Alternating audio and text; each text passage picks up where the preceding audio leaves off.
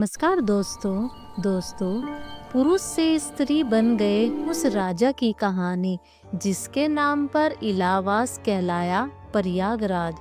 महाकुंभ सन 2025 के आयोजन से विश्व पटल पर प्रसिद्ध हो रहे प्रयागराज की पहचान सदियों से वैदिक और पौराणिक भूमि की ही रही है। गंगा यमुना को दोआबा भूमि में बसे इस राज्य का जितना महत्व मुगल और ब्रिटिश राज्य का रहा है, उससे अधिक इसका महत्व पौराणिक आख्यानों में दर्ज भी किया गया है।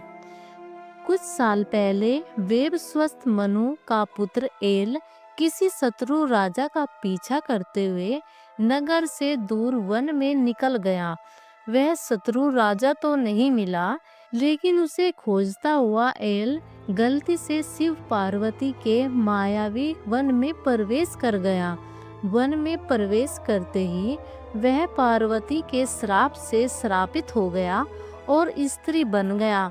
अपना ये रूप देखकर उसे बहुत दुख भी हुआ और आश्चर्य भी।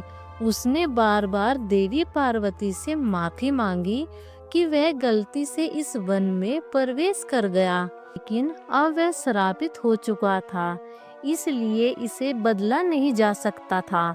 तब देवी पार्वती ने कहा कि भले ही यह श्राप बदला नहीं जा सकता, लेकिन इसकी अवधि कम की जा सकती थी। पार्वती ने उसे स्त्री बने रहने की अवधि सिर्फ 2 वर्ष कर दी थी। इस दौरान एल का नाम इला हो गया। इधर इला रूप में ही उसका चंद्रमा के पुत्र बुध से विवाह हुआ। इला और बुध के पुत्र का नाम पुरुरवा हुआ, जिससे चंद्रवंश की स्थापना की गई। पुरुरवा एक पराक्रमी राजा के तौर पर पौराणिक इतिहास में पहचाना जाता है। पुरुरवा के साथ स्वर्ग की अप्सरा उर्वशी ने विवाह किया था। इन दोनों की कथा का क्षेत्र प्रयाग का ही माना जाता है। महाप्रयाग कुंभ कथा में भी लिखा गया है कि पुरुरवा प्रयाग के संगम तट पर स्थित प्रतिष्ठानपुर का राजा हुआ करता था। बाद में यही नगरी नहुस, यताति, पुरु, दुष्यंत और भरत के नाम से भी शासन केंद्र में रही। यह स्थल इलाहाबाद नाम से भी प्रसिद्ध हुआ है। धन्यवाद।